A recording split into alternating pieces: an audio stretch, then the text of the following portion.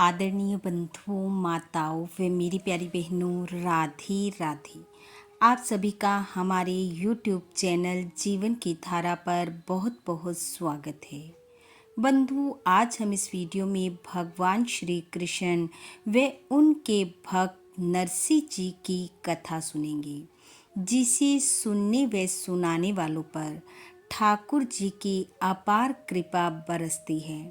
कथा सुनने के बाद यदि आप हमारे चैनल पर नए हैं तो कृपया हमारे चैनल को सब्सक्राइब करें, बेल आइकन को प्रेस करें ताकि हमारी वीडियो की नोटिफिकेशन सबसे पहले आप तक पहुंचे।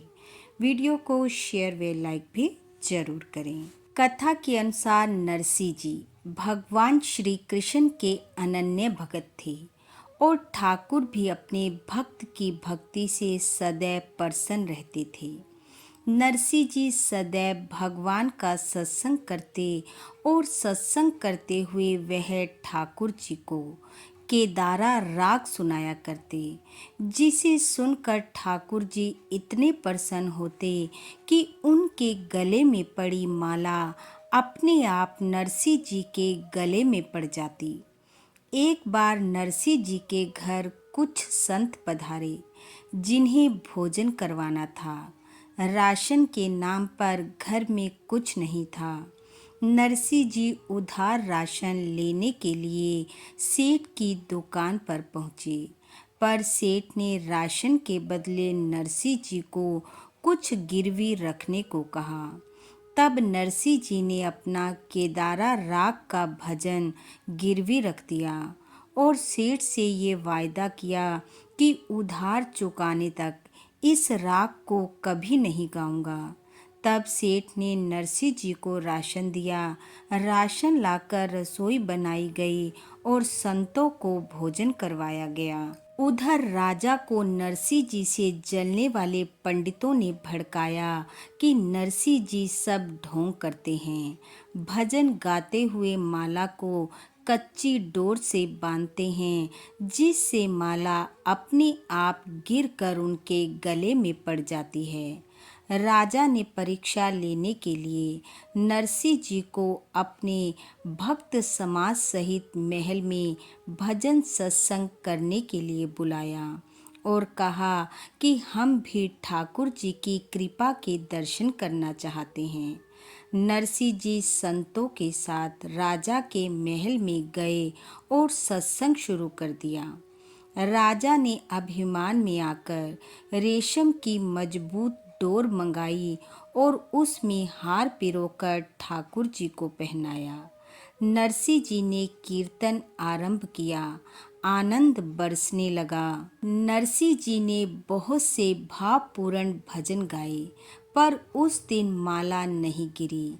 नरसिंह जी के विरोधी बहुत प्रसन्न हुए कि अब राजा नरसिंह जी को दंड देगा, क्योंकि ठाकुर जी की माला केदारा राग सुनने से ही गिरती थी और नरसिंह जी केदारा राग को गिरवी रखे हुए थे। अब नरसिंह जी ठाकुर जी को उल्हाना देते हुए गाने लगे कि ठाकुर जी, आप माला पहने रखो, भक्तों की लाज जाती है तो जाए, माला संभाले रखो आप। अब ठाकुर जी नरसिंह जी का रूप बनाकर सेठ के घर गए और दरवाजा खटखटाया। सेठ जी सो रहे थे। पत्नी ने कहा कि नरसिंह जी भजन छुड़वाने आए हैं।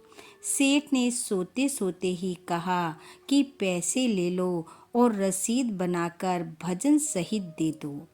उधर नरसिंह जी भाव से कीर्तन कर रहे थे, पर सब संत हैरान थे कि आज नरसिंह जी केदारा राग क्यों नहीं गा रहे। पर नरसिंह जी के मन की तो भगवान ही जानते थे। भगवान ने एक भक्त का रूप बनाया और नरसिंह जी के पास जाकर उनकी गोद में भजन और रसीद डाल दी। बस फिर क्या था, नरसिंह जी जान गए कि ये ठाकुर जी की लीला है।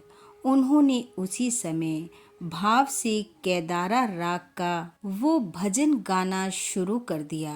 सब समाज आनंद से भर गया और इस बार ठाकुर जी स्वयं सिंहासन से उठे, नूपुरों की झनझन ध्वनि करते हुए स्वयं जाकर नरसिंह जी के गले में हार पहनाया और अपने भक्त का मान बढ़ाया। यह दृश्य देखकर राजा और नरसिंह जी के विरोधी पंडित नरसिंह जी की भक्ति से अत्यंत प्रभावित हुए।